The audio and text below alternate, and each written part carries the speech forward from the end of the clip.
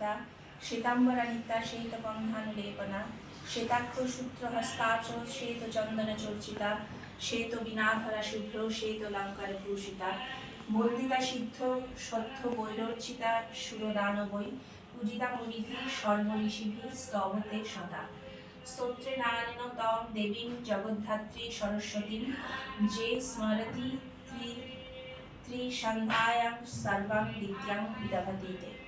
পূজার নিয়ম।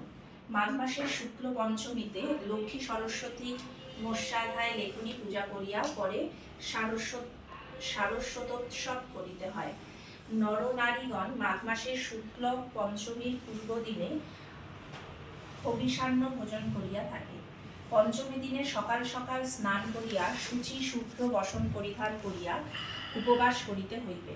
তারপর পঞ্চমীর শেষ ধরিয়া মা সরস্বতীকে পূজা ও পুষ্পাঞ্জলি দিয়া পরে আহার করিতে হইবে। সেদিন ফল চিরা বা দুধ মিষ্টি খাইয়া থাকিতে হইবে। ঘট স্থাপন।